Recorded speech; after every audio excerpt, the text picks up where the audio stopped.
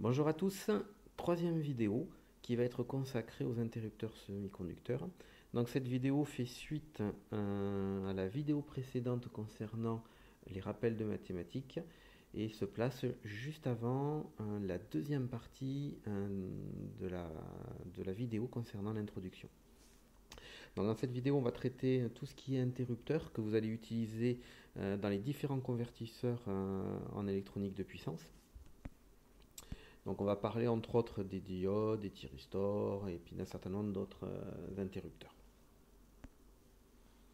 Alors, on peut regrouper principalement nos interrupteurs en trois grandes catégories. Catégorie numéro 1, les composants que l'on appelle les composants non programmables.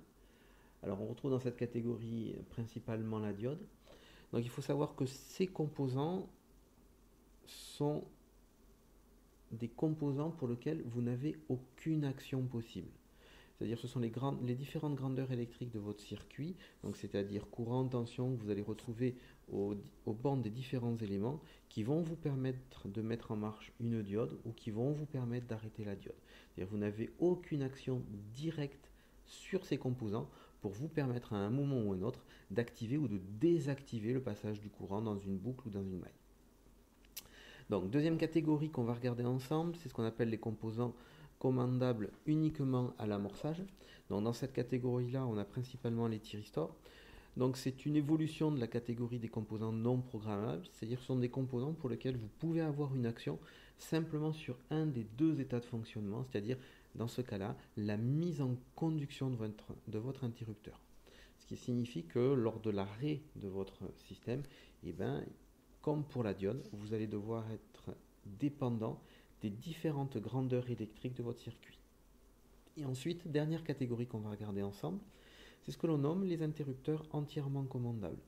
Donc là, dans cette catégorie-là, on englobe l'ensemble des composants que l'on met dans la catégorie des transistors, c'est-à-dire les transistors bipolaires, les transistors JFET, NFET, MOSFET, les composants hybrides du FET et du bipolaire, c'est ce qu'on appelle l'IGBT, Insulated Grid Bipolar Transistor. Puis ensuite une petite catégorie un petit peu à part, donc il y a un mélange entre la diode et le thyristor, donc on appelle le triac, et sur lequel il y a une petite coquille, j'ai écrit thyristor ici. Alors, composant numéro 1 ou grande catégorie numéro 1, c'est ce qu'on appelle le composant non programmable dans cette catégorie-là. Donc, comme je vous l'ai dit, le composant utilisé, c'est ce que l'on nomme la diode. Donc, alors, vous avez plusieurs grandes catégories de diodes. Les diodes PIN classiques, c'est-à-dire des jonctions de deux couches de semi-conducteurs qui vont vous donner une fonctionnalité de diode classique. Donc, ce sont les diodes qu'on va retrouver principalement dans le domaine du redressement. Et ensuite, effectivement, des diodes que l'on appelle diodes rapides, c'est ce qu'on appelle les diodes Schottky, qui sont basées sur à peu près les mêmes principes de fonctionnement que la diode, mais qui ont des temps de réaction beaucoup plus rapides que la diode PIN. Et vous allez retrouver principalement les diodes Schottky lorsque vous avez besoin d'éteindre certains passages de courant très rapides, de manière très rapide dans vos circuits. C'est le cas par exemple de ce que l'on peut retrouver dans les onduleurs ou dans les hacheurs. Alors le symbole de la diode, normalement vous le connaissez, c'est le symbole qui est représenté ici, c'est-à-dire c'est le triangle avec le trait. Donc la diode est un dipôle, c'est-à-dire qu'elle possède deux pattes, représentées la première ici et la deuxième à cet endroit-là. Chacune de ces pattes possède un nom. La patte qui se trouve ici, donc côté triangle, elle s'appelle l'anode. Et la patte qui se trouve ici, côté de la barre que vous avez ici, se nomme la cathode. Alors un moyen mot technique pour s'en rappeler, regardez attentivement, si vous prenez ce trait-là, ainsi que le trait qui se trouve ici et le trait qui se trouve ici, cela ressemble à un K. Donc et ce K est connecté, relié à la cathode et au point de la cathode de votre diode. Si vous faites le trait qui se trouve ici en le prolongeant légèrement, ainsi que le trait qui se trouve sur le triangle ici, vous le prolongez un petit peu plus et vous gardez ce trait ici, ça vous forme un A inversé. Donc, et ce côté-là de la diode est connecté à ce que l'on appelle l'anode de la diode. Donc voilà, un A pour une anode, 1 K pour une cathode. Ça devrait vous aider, je l'espère, pour essayer de vous rappeler le nom des différents pôles de votre diode. Donc, les caractéristiques électriques de la diode sont des caractéristiques qui sont représentées sur la courbe ici. En abscisse, vous avez la tension aux bornes de la diode et en ordonnée, vous avez le courant dans votre diode. On distingue dans cette courbe 3 grandes plages de fonctionnement. Un qui se trouve ici, la plage numéro 2 qui se trouve là et la plage numéro 3 à partir du VDM jusqu'à la partie entièrement négative. Donc principalement quand vous allez utiliser vous une diode, vous allez l'utiliser sur le cadran qui se trouve ici, c'est-à-dire tension positive, courant positif. Donc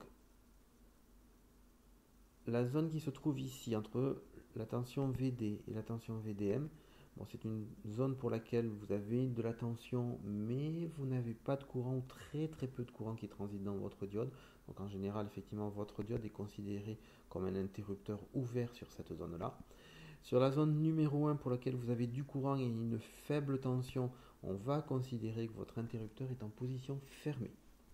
Alors vous allez me dire, il reste une troisième zone qui se trouve ici. Effectivement, vous avez tout à fait raison. À l'intérieur de cette zone-là, vous avez du courant et de la tension, mais attention, vous allez éviter de fonctionner sur cette zone-là. Regardez bien, la valeur de la tension VDM que vous avez ici plutôt négative, le courant et la valeur de courant effectivement croît aussi rapidement que vous l'avez là, dans les réalités des faits même un petit peu plus rapidement. Donc la zone numéro 3 est plutôt une zone d'avalanche. On évite principalement de faire fonctionner la diode dans cet endroit, dans cette zone-là, pour la simple et bonne raison que vous risquez de la détruire. Donc ça reste un objet, une zone faiblement utilisée. Donc la diode est ce que l'on appelle un interrupteur encadrant de fonctionnement, c'est-à-dire qu'elle fonctionne principalement sur la zone interrupteur ouvert et la zone courant que vous avez ici. Alors comme je vous l'ai dit déjà tout à l'heure, les commutations dans une diode, qu'elle soit PIN ou Schottky, ne sont pas commandées, c'est-à-dire vous ne pouvez pas physiquement donner un ordre pour dire mets-toi en marche ou ouvre-toi, laisse-moi passer le courant dans la maille ou arrête de faire passer le courant dans la maille. Donc on est bien d'accord, ces commandes sont spontanées car elles sont associées au potentiel et au courant, potentiel appliqué à la diode et courant qui vont transiter dans votre diode. En fonction de ces grandeurs-là, vous allez pouvoir mettre votre diode en position on, vous allez pouvoir mettre votre diode en position off. Alors, dans ça, normalement, ce sont des informations que vous avez vues dans le cours de Monsieur Claudet. Donc, du coup, puisque vous avez bien suivi ce cours, enfin, je l'espère, pouvez-vous me donner les conditions de mise en conduction d'une diode? On va partir du postulat principal que votre diode est une diode réelle, c'est-à-dire qu'elle possède donc à ce moment-là une tension de seuil appelée V indice D. Donc, à vous de me donner les mises en conduction. Deuxième question. Quelles sont les conditions d'arrêt d'une diode? Alors, comme pour tout à l'heure, est-ce que vous avez une condition ou deux conditions ou trois conditions ou quatre conditions? Ces conditions sont-elles simultanées ou se suivent-elles les unes après les autres? Bon, bref, en gros, pouvez-vous me donner les conditions qui vont vous permettre d'arrêter votre diode? Voilà. Alors, dans une diode, on va retrouver deux grandeurs caractéristiques principales concernant son fonctionnement. Ce qu'on appelle la tension de diode, de seuil, qui s'appelle V indice D0. Et ensuite, la résistance dynamique de votre diode que vous avez à l'intérieur de la jonction PN de la structure de votre diode. Donc, la tension de seuil va définir le point à partir duquel votre diode va commencer à conduire et la résistance dynamique de votre diode va vous donner une information sur la pente de courant que vous allez avoir lorsque votre diode se met à conduire. Et donc, comme je vous le disais au démarrage du chapitre 1, votre objectif à un moment ou un autre, c'est de réaliser un convertisseur pour lequel vous n'avez pas de perte. Alors ces pertes, vous pouvez en trouver partout à l'intérieur de votre système, de votre convertisseur. On y rajoutait un certain nombre de petits coups d'œil tout à l'heure sur les différentes pertes qu'on peut retrouver. Mais aussi, on peut calculer les pertes dans un interrupteur. Alors si vous voulez calculer la puissance qui est dissipée à l'intérieur de votre composant, hein, à l'identique de ce que vous retrouvez dans vos téléphones portables quand vous les faites fonctionner, vous vous apercevez qu'ils chauffent, ça veut donc dire qu'à un moment ou un autre, une partie de l'énergie que vous avez fournie se transforme, une partie de l'énergie électrique que vous avez fournie se transforme en énergie thermique. Et donc là, à ce moment-là, ce n'est plus de l'énergie qui peut être utilisée pour de la commutation, mais c'est de l'énergie qui est utilisée malheureusement pour chauffer. C'est ce que l'on nommera effectivement des pertes. Et donc on peut envisager de jeter un coup d'œil dans le cas d'une diode et d'essayer de quantifier les différentes pertes que l'on peut retrouver ou quelles sont les pertes que l'on peut retrouver dans une diode. Alors, équation de base de la diode, vous l'avez donnée ici. La tension aux bornes de la diode, c'est la tension de seuil plus la résistance dynamique de votre diode fois le courant qui transite dans cette même diode. Donc ça, c'est effectivement en position on. Lorsqu'elle se met à conduire votre diode, voilà l'équation que vous avez. Tension de seuil plus la résistance fois la valeur du courant. Si vous désirez effectivement calculer la puissance qui est dissipée lorsque votre diode est en position on, et je précise bien en position on, vous appliquez les règles de l'électricité. Une puissance, c'est normalement un produit d'un courant fois une tension. Vous connaissez l'expression de la tension de votre diode. Si vous désirez en calculer la puissance, effectivement, vous allez regarder le courant qui transite dans votre diode.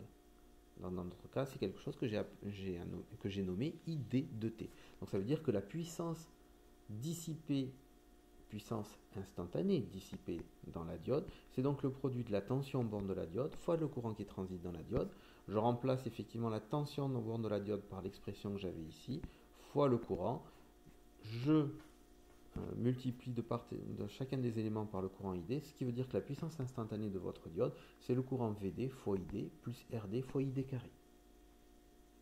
Bon, et comme je vous l'ai dit dans le chapitre 1, ce que vous allez avoir dans les modes de fonctionnement dans vos différents convertisseurs, c'est une succession de petits régimes transitoires ou de gros régimes transitoires. Bref, en gros, une succession de régimes. Ça veut dire que vos interrupteurs vont respectivement se mettre en position on, puis en position off, puis en on, puis en off, puis en on, puis en off, puis en on, puis en off, et ainsi de suite. Ce qui signifie que vous allez donc calculer la puissance qui va être dissipée dans un cycle de fonctionnement on-off. Et donc dans ce cas-là, on revient sur les bases des équations mathématiques que l'on connaît. Si vous faites un calcul sur une valeur moyenne, vous allez donc appliquer l'expression de la valeur moyenne. Donc vous allez donc calculer la valeur moyenne de la puissance instantanée, c'est-à-dire 1 sur t, somme de 0 à t de p de t dt. D'accord? Et donc 1 sur t de 0 à t de v de t, i de t dt. Donc je prends l'expression que j'avais ici, vdid plus rdid carré, et je vais en prendre l'intégrale sur un cycle de fonctionnement. Donc la tension de seuil, c'est une grandeur qui est constante. La résistance dynamique, c'est normalement censé être un objet qui est constant lui aussi. Ce qui signifie que si je prends la valeur moyenne du premier terme, la valeur moyenne de VD, ID0, ID de T, ça revient à dire que vous sortez le VD de votre expression et donc ça vous fait 1 sur T somme de 0 à T de ID de T dt. Donc c'est-à-dire qu'en gros, le premier terme concernant la puissance dissipée dans votre diode, c'est la tension de seuil de votre diode fois le courant moyen qui va transiter dans votre diode. Deuxième terme de mon expression, c'est le RDID carré. Donc là, comme pour tout à l'heure, la résistance dynamique est considérée comme constante. Je peux donc la sortir de mon intégrale, de mon calcul de valeur moyenne, c'est-à-dire que je vais donc calculer le 1 sur t, somme de 0 à t, du id de t élevé au carré fois dt. Et vous retrouvez dans cette expression-là une formulation que vous êtes censé connaître normalement, c'est-à-dire que 1 sur t, somme de 0 à t, de f de t au carré dt, c'est égal à la valeur efficace d'un signal élevé au carré. Donc c'est exactement ce que j'ai écrit ici, c'est-à-dire que le deuxième terme que j'ai dans mon calcul de valeur moyenne de la puissance consommée, dissipée dans ma diode, c'est la résistance de seuil fois le courant efficace élevé au carré. Donc c'est-à-dire que si on vous demande de dimensionner, de calculer la puissance, la perte en watts, vous allez avoir dans votre expression, vous allez avoir besoin d'un certain nombre d'informations, la tension de seuil, le courant moyen, la valeur efficace et la résistance dynamique. Alors, à quoi ressemble une diode en électronique de puissance? Alors, les diodes d'électronique de puissance sont, il faut quand même bien le reconnaître, un petit peu différentes de celles que vous allez retrouver dans le domaine de l'électronique. Vous avez une représentation à droite, hein, d'une diode dite d'électronique de puissance. Alors, juste pour vous donner un ordre de grandeur, c'est un objet qui fait 2 cm de large. Hein. Pensez aux petits boîtiers que vous avez tout noir en salle de TP quand vous faites vos TP d'électronique. Hein. Donc, on est déjà quand même beaucoup plus gros. Donc, 2 cm de large pour 25 de long à l'intérieur de la structure que vous avez là. D'accord? Et l'exemple de la diode qui vous est donné ici, c'est-à-dire que c'est une diode pour laquelle vous avez un courant moyen de 50 ampères, une tension de seuil de votre diode de 1,5 volts, et lorsque votre diode est en position off, c'est-à-dire normalement ouverte, elle possède malheureusement un courant de fuite qui est de l'ordre de 10 milliampères. Rappelez-vous mon histoire des 30 milliampères pour les seuils de fibrillation cardiaque pour la sécurité électrique.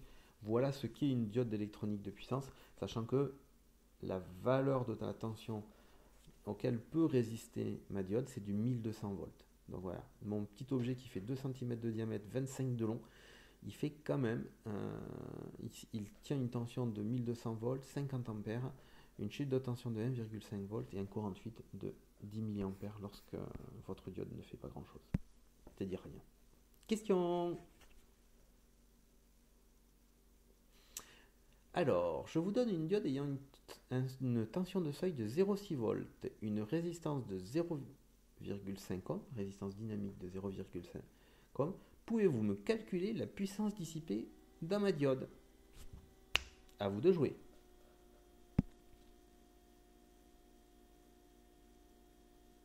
Deuxième question. Que vaut la puissance dans la diode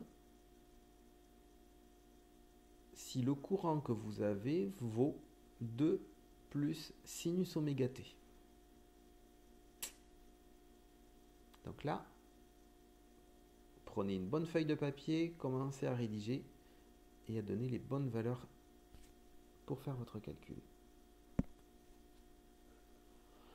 Bon alors, cette partie-là intéresse principalement les L3.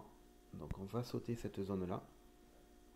Puis on va aller sur le domaine suivant, que l'on nomme le thyristor. Alors le thyristor, donc, il est un interrupteur semi-commandé, hein, donc c'est ce que je vous disais tout à l'heure. Deuxième catégorie, l'interrupteur semi-commandé. C'est un interrupteur que vous pouvez mettre en marche, mais que vous ne pourrez pas arrêter. C'est le circuit qui va arrêter votre circuit. Donc son symbole de cet objet-là est identique à celui de la diode. Hein. Vous retrouvez votre anode, votre cathode, tac, tac, tac, tac, puis une troisième patte qui se trouve ici. Là, voilà. C'est ce qu'on appelle la gâchette.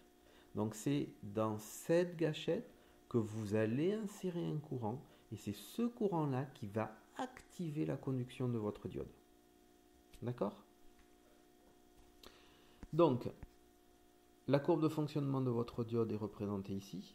Enfin, de votre thyristor est représentée ici. On retrouve effectivement à peu près, d'une manière générale, si on regarde de très loin, à peu près les mêmes modes de fonctionnement que sur la diode. La position on, la position on de votre diode, zone numéro 1. Zone numéro 2, votre diode est censée être à peu près égale à 0. Et zone numéro 3, la zone dite d'avalanche de votre diode, qui peut amener à une destruction. Alors cependant, si vous jetez un petit coup d'œil, si vous vous souvenez de la courbe que je vous ai passé précédemment, montré précédemment, vous avez ici effectivement des surtensions. Hein, à l'intérieur de votre courbe, ce sont des zones que l'on n'avait pas tout à l'heure. C'est-à-dire que quand vous allez activer votre diode, effectivement votre diode risque malheureusement d'avoir un certain nombre de surtensions assez bas. Bon, ça c'est une règle. Donc les règles de fonctionnement pour la mise en marche et l'activation d'un thyristor sont les suivantes. Donc par rapport à la diode, ce sont les mêmes règles de base auxquelles on va rajouter effectivement une information concernant la gâchette. Alors si vous désirez mettre en marche votre diode, point numéro 1, vous insérez un courant dans votre gâchette. Donc il vous faut un IG strictement supérieur à 0. Et une fois que vous avez fait ça, il vous faut impérativement, c'est le côté passif du thyristor, que votre tension anode moins votre tension cathode soit supérieure à votre tension de seuil. Et ça, vous retrouvez effectivement l'expression que l'on avait pour la mise en conduction d'une diode. Si vous désirez désactiver votre thyristor, vous allez réappliquer les mêmes règles que vous avez pour votre diode. mais auquel vous allez rajouter l'information concernant la gâchette. Donc, point numéro 1 à vérifier, et c'est dans cet ordre-là que vous allez devoir le faire, s'assurer que vous n'avez pas de courant de gâchette. Point numéro 2, s'assurer que vous n'avez plus de courant qui transite à l'intérieur de votre thyristor. Point numéro 3, vous assurez que la tension anode moins la tension cathode est inférieure à la tension de seuil. Si un des 3 points que je vous ai donnés ici n'est pas vérifié, votre thyristor ne s'arrêtera pas. Il continuera de conduire. D'accord? Donc dans la mise en marche ou dans l'arrêt, vous avez remarqué, j'ai mis des numéros, ça se fait dans cet ordre-là. Vous devez le vérifier dans cet ordre-là. C'est un ordre séquentiel. D'accord? Alors à quoi ressemble un thyristor? Alors je saute cette page-là, parce que ça vous ne l'utiliserez pas. Alors j'étais censé avoir un dessin. Voilà. Donc je vous présente effectivement mon thyristor. Donc à quoi ressemble mon ami le thyristor? Quelles sont ses caractéristiques? Le petit objet que vous avez là, il a un courant efficace à l'état passant de 550 ampères. Bon, c'est pas trop mal. Hein, courant moyen de 300 ampères. Un courant de surcharge accidentelle de 10 000 ampères. Wow, si peu. Un DI sur DT par contre d'une croissance de courant de 100 ampères par microseconde. Donc je vous disais, je ne sais pas si vous vous souvenez de ce qu'on avait dit dans la première vidéo concernant le chapitre 1 que on allait considérer éventuellement que nos acteurs pouvaient éventuellement être des objets pour lesquels le temps de commutation était à peu près égal à 0. Alors là, vous apercevez réellement que dans la réalité des faits, en électronique de puissance, effectivement, si je veux atteindre mes 300 ampères, il me faudra 3 microsecondes. C'est-à-dire que j'aurai quand même un certain temps avant de pouvoir autoriser la totalité de mon courant à passer à l'intérieur de ma structure. Alors à mettre quand même en comparaison avec la fréquence de votre réseau, donc qui est de 20 millisecondes pour la fréquence complète, une demi-période étant égale à 10 millisecondes. Voilà, ça vous donne des ordres de grandeur, mais quand même, 3 microsecondes, ça reste non négligeable si vous devez mettre en marche ou arrêter votre système, puis, ou 5 millisecondes, enfin un peu plus de 5 millisecondes si vous allez sur la valeur efficace. Tension inverse de pointe 800 volts, donc ce sont des composants qui résistent à 800 volts, 500 ampères. Vitesse critique de croissance de la tension, 200 volts par microseconde. Donc comme pour le courant, vous allez avoir un certain temps avant que la tension puisse s'appliquer à l'intérieur de votre thyristor. Et pour activer votre système, il va vous falloir un courant de gâchette de 200 mA sous une tension de 3 volts. Sinon, votre système ne va pas marcher du tout. D'accord? Alors, vous avez un autre objet qu'on appelle le triac, donc qui est une structure à peu près identique, qui est en gros la mise en place de 2 transistors tête bêche. Voilà. Alors, le triac, autant la diode comme le thyristor sont des objets qui dans les deux cas ne fonctionnent que sur des courants positifs. Dans le cas du triac, effectivement, vous avez ce qu'on appelle la réversibilité en courant et en tension de votre structure. C'est-à-dire autant la diode et le thyristor fonctionnent, on va dire, sur ce qu'on appelle les cadrans positifs, d'une manière générale. C'est-à-dire la tension va être positive et le courant va être positif. Dans le cas du triac, vous allez fonctionner effectivement sur le premier cadran qui se trouve ici, sur le deuxième cadran qui se trouve là, c'est-à-dire tension négative et courant négatif. Donc ça peut être intéressant, par exemple, lorsque vous avez un besoin à un moment ou un autre d'inverser le courant et la tension à l'intérieur de votre système. Ça peut être éventuellement le cas, dans le cas du courant, d'une machine électrique qui fonctionne, qui passe de moteur à génératrice.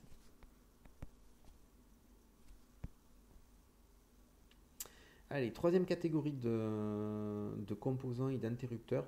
Alors ça, c'est ce qu'on appelle la panacée, c'est les meilleurs composants qu'on va utiliser, ceux qu'on va utiliser le plus souvent chez nous, parce qu'effectivement, ça va vous permettre de pouvoir faire plein de choses à l'intérieur de vos systèmes, de les commander de manière très intelligente. C'est ce qu'on appelle les transistors. Donc les transistors sont des composants pour lesquels vous avez 3 pattes. Donc un circuit de puissance, dans le cas du transistor bipolaire, qui est composé de l'émetteur et du collecteur, pardon, et un circuit de commande qui est représenté effectivement dans mon transistor bipolaire par le point B, c'est ce qu'on appelle la base. Dans un cas comme celui-là, dans un composant comme celui-là, donc il y a un NPN, vous allez fonctionner sur tension positive, donc le VCE positif et le courant IC qui va être positif, donc sur cette zone-là. Ici, vous êtes en position ouverte et ici, vous êtes en position fermée. Alors, on est bien d'accord, un transistor bipolaire, lorsqu'il fonctionne, vous avez un certain nombre de courbes de fonctionnement. Nous, on ne va pas s'intéresser à toutes les courbes de fonctionnement, on va simplement uniquement s'intéresser dans le domaine de l'électronique de puissance sur les extrémas, c'est-à-dire la zone pour laquelle vous avez de la tension mais pas de courant, c'est ce qu'on appelle le mode bloqué. Et la zone pour laquelle vous avez du courant et pas de tension, c'est ce qu'on appelle la zone saturée. Donc voilà, voilà votre symbole de votre transistor bipolaire, le NPN. Vous avez appris une autre version PNP, mais ça vous verrez ça dans le cours avec M. Claudet. Grandeur caractéristique dans nos composants bipolaires. Temps de commutation, quelques centaines de nanosecondes à quelques microsecondes, donc ce sont des objets qui commutent assez rapidement. Dans le cas des transistors bipolaires de puissance, on peut aller jusqu'à des tensions de 1000 volts, avec jusqu'à des courants qui peuvent envisager d'aller à 1000 ampères. Les fréquences de travail ne dépassent que très rarement 5 kHz, en tout cas pour ces seuils de puissance-là, on est bien d'accord. On peut avoir des transistors bipolaires pour lesquels on travaille à plusieurs mégahertz, mais dans ce cas-là, effectivement, on n'est pas du tout sur ces seuils de tension, ni sur ces seuils de courant. Alors ce sont des composants qui sont très intéressants, ils ont cependant un certain nombre de contraintes et de difficultés, en particulier sur la commande, pour la simple et bonne raison que vous en êtes obligé d'injecter un courant pour activer votre composant. Qui dit injecter du courant signifie qu'à un moment ou un autre, ça risque justement de provoquer de la consommation énergétique. Et ça fait partie du genre de choses qu'on essaie de ne pas avoir dans le domaine de l'électronique de puissance, puisque votre objectif reste quand même de transférer la totalité des watts que vous avez en entrée en sortie. Moins vous allez avoir de pertes entre les deux, plus le rendement de votre système sera grand et moins votre système va chauffer. Donc on utilise très rarement les transistors bipolaires dans le domaine de l'électronique de puissance, entre autres effectivement complexité et coût de la commande, et parce qu'effectivement vous avez quand même des pertes en conduction, même si celles-ci sont faibles. Deuxième composant qui existe, deuxième transistor, le transistor MOSFET, donc qui comme le transistor bipolaire entièrement commandé. Le symbole vous l'avez ici, lui aussi c'est un composant qui possède 3 pattes. Donc ce que vous aviez comme collecteur et émetteur tout à l'heure s'appelle un drain et une source dans les transistors MOSFET. Ce que vous aviez la base pour la commande tout à l'heure s'appelle maintenant la grille. Et donc on retrouve exactement les mêmes modes de fonctionnement, les mêmes courbes, le blocage et la saturation, blocage, amorçage, bloqué, saturé à l'intérieur de ce système. Comme pour le transistor bipolaire, le transistor en MOSFET possède lui aussi plusieurs courbes de fonctionnement. Et comme pour tout à l'heure, on va s'occuper simplement des extrémas, c'est-à-dire le mode bloqué ou le mode saturé. Alors regardez attentivement le symbole. Tout à l'heure, dans le symbole que vous aviez effectivement la partie commande qui était connectée directement avec le circuit puissance. Dans le cas des transistors bipolaires, le symbole représente ici le fait qu'il n'y a pas de connexion directe entre la commande et le circuit de puissance. Ce qui signifie que vous n'allez cette fois-ci pas injecter de courant à l'intérieur de votre système. Alors, on aime beaucoup effectivement les transistors MOSFET, c'est ceux qui sont utilisés maintenant classiquement dans tous les domaines de l'électronique, ou quasiment tous les domaines de l'électronique. Ce sont ceux qui fonctionnent à l'intérieur de vos téléphones portables, de vos box, de vos PlayStation, bref, de tous les objets que vous avez à gauche et à droite et qui ont besoin à un moment d'aller très très vite. Donc ce sont des objets particulièrement intéressants. Car effectivement vous avez de très faibles pertes justement dues à la commande.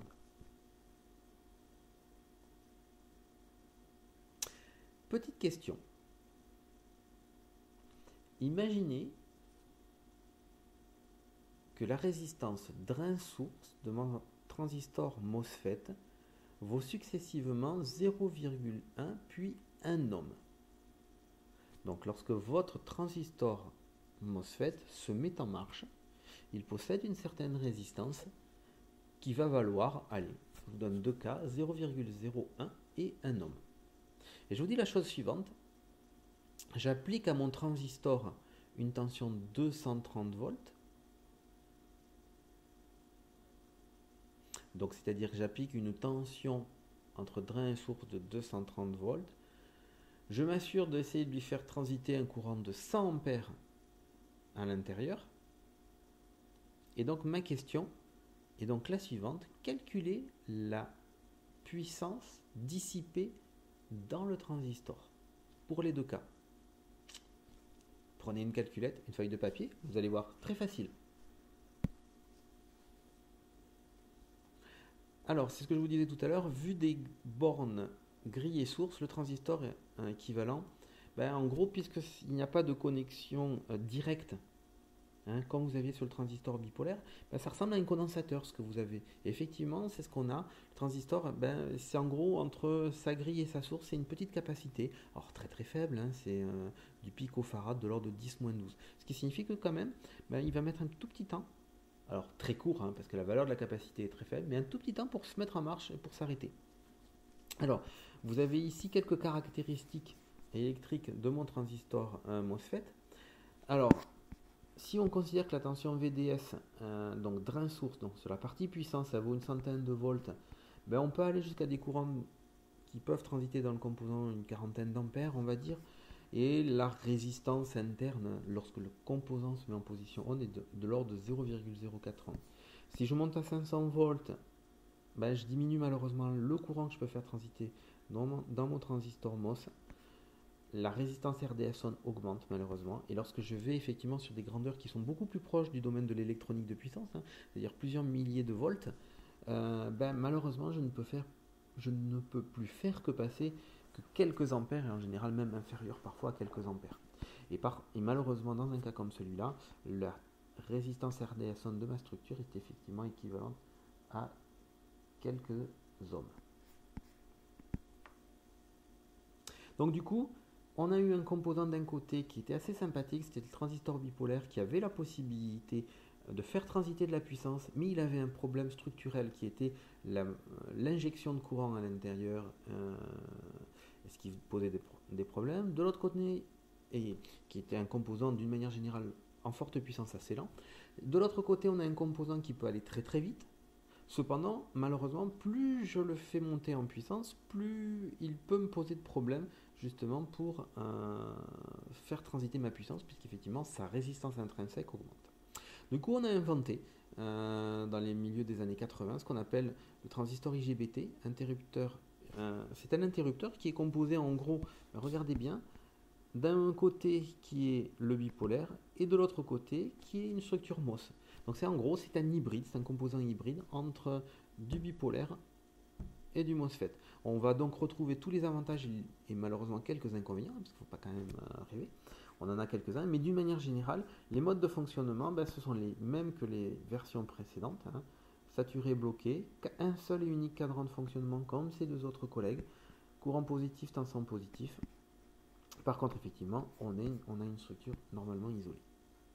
Alors, ce que je vous disais, IGBT, avantage des BJT et des MOSFET, tension élevée à l'état ouvert, caractéristique des BJT, tension faible à l'état fermé, faible perte caractéristique, facile à commander, ça fait partie des caractéristiques des MOSFET, et bonne performance dynamique, là aussi c'est les caractéristiques des MOSFET, c'est-à-dire qu'il va pouvoir fonctionner très rapidement, on va pouvoir le commander assez facilement, beaucoup plus facilement que par injection pure de courant à l'intérieur de ma structure. Il possède une tension faible à l'état fermé et une tension élevée à l'état ouvert, ce qui veut dire qu'effectivement, lorsque vous allez faire fonctionner, vous allez insérer ce composant à l'intérieur de votre circuit, il apportera de très très faibles pertes à l'intérieur de votre système. Dernier composant dans notre série, c'est le thyristor GTO. Donc par rapport à un thyristor classique, le thyristor GTO est commandable à l'ouverture par un courant IG négatif. Donc en gros, le GTO c'est comme une sorte de transistor, mais qui a été à l'origine fabriqué à base de structures de thyristors. En gros, c'est comme si vous mettiez deux thyristors, enfin une sorte de commande inversée. Si vous mettez un courant positif et un courant négatif, vous allez pouvoir mettre en marche, vous allez pouvoir fermer. Regardez attentivement, voilà sa zone de cadrans de fonctionnement à l'intérieur de votre structure. Donc par rapport au transistor, il peut être intéressant parce qu'effectivement, on peut fonctionner en courant positif, mais en tension positive ou en tension négative. Donc ça peut vraiment être intéressant à l'intérieur de certaines structures.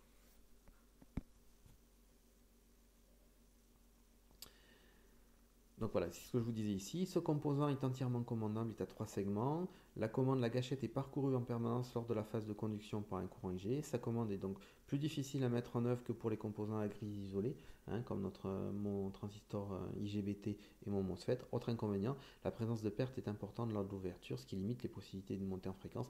Effectivement, le GTO est, comme le thyristor, fait partie de cette catégorie de composants qui est utilisée pour des objets qui fonctionnent lentement. Donc voilà un petit tableau de synthèse de tous mes composants, en tout cas des interrupteurs entièrement commandés. Puissance d'utilisation, le BJT moyen, rapidité de commutation moyen. Alors puissance d'utilisation moyenne, c'est-à-dire en vérité on va dire de l'ordre de la grandeur de la centaine de watts, pour vous donner un certain nombre d'informations. Centaines de watts. Vitesse de commutation moyenne, vous allez fonctionner éventuellement dans nos cas jusqu'à quelques kilos, quelques dizaines de kilos, en tout cas pour la partie électronique de puissance, je précise bien, ces informations-là sont valables dans le cas où vous faites fonctionner vos composants en électronique de puissance. Ensuite, le MOSFET, puissance d'utilisation faible, il est fait effectivement pour fonctionner sous des valeurs de courant et des valeurs de tension faibles. C'est pour ça que vous l'utilisez principalement sans le savoir dans vos téléphones portables, vos PlayStation, vos ordinateurs, vos télévisions, etc. Et tout ce que vous avez à la maison. Par contre, effectivement, ce sont des objets qui sont assez rapides. Même en forte puissance, ils arrivent à monter jusqu'à la centaine de kHz. L'IGBT, par contre, un composant en puissance d'utilisation moyenne, alors on va dire moyenne plus quand même, c'est-à-dire que l'IGBT peut facilement aller jusqu'à la dizaine de kilowatts, ce qui n'est pas le cas du MOSFET et ce qui n'est pas le cas du transistor BG, ce qui n'est pas du tout le cas du MOSFET et ce qui est assez difficile à obtenir avec le transistor bipolaire.